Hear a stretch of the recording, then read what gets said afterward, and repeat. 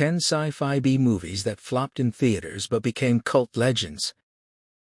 Imagine spending years making your dream movie, watching it die in theaters within a week, and then, decades later, finding out the entire world finally caught up to what you were trying to say. That's not a rare fluke in science fiction. It's practically a tradition. Today we're counting down 10 sci-fi films that bombed hard on release and somehow clawed their way into cult legend status. Some of these you already love without realizing they were once considered career-ending disasters. Let's get into it. First up is a film now regarded as one of the finest horror science fiction hybrids ever put on screen. But in 1982, it was buried alive at the box office. Audiences that summer wanted a friendly alien who wanted to phone home, not a paranoid body horror nightmare where nobody could be trusted, including your own crew. Critics called it grim and repulsive. The studio was embarrassed. The director genuinely feared his career had ended. Yet away from theaters, on rental shelves and late-night cable, viewers slowly discovered just how groundbreaking the practical creature effects really were. No CGI, just imagination, latex, and mechanical wizardry.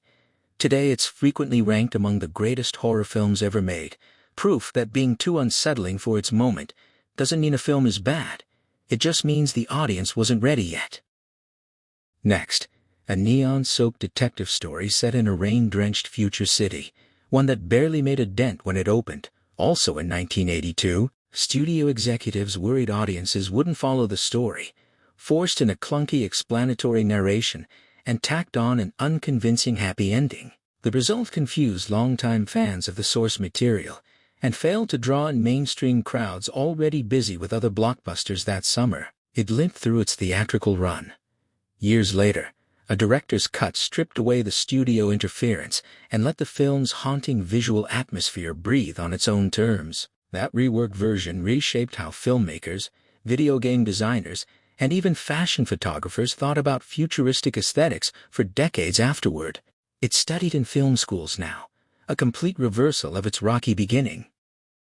Then there's a genre-blending adventure from the mid-1980s that threw kung fu, ancient sorcery, monsters, and comedy into a single wild ride, led by a trucker who thinks he's the hero, but is really just along for the chaos. The studio had no idea how to sell it. Was it a comedy? An action movie? A fantasy epic? The confused marketing left audiences uncertain what they were even walking into, and the film lost a significant chunk of its budget. But home video gave it new life. Friends started quoting its lines to each other. Fans dressed as its characters for Halloween. It slowly became one of the most rewatched cult favorites to come out of that decade, a reminder that films built for a specific weird taste don't always find their crowd right away. One of the strangest titles in movie history belongs to a film about a rock star who's also a brain surgeon, who's also a dimension-hopping superhero fighting off an alien invasion. If that sounds like a lot to process, audiences in 1984 agreed. The pacing was relentless, the humor was dense with insider references, and the plot assumed viewers were already familiar with a much bigger story that technically didn't exist anywhere else. Most moviegoers left baffled, and the film vanished from theaters quickly. But a small, devoted fan base fell hard for its chaotic energy, memorizing every line and introducing it to like-minded friends. Comics, novels, and fan conventions kept its universe alive for decades, and even now there's persistent talk of a sequel that fans refuse to give up hope for.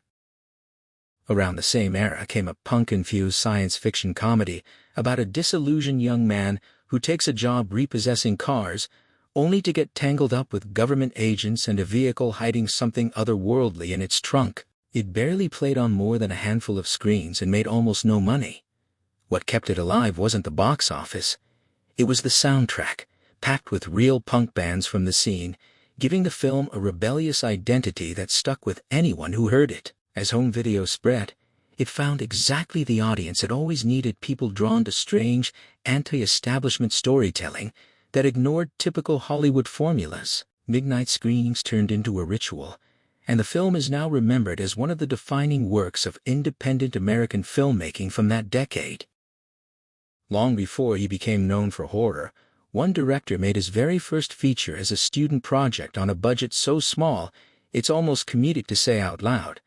somewhere around $60,000. The effects were built from spare parts, and one alien creature was, quite literally,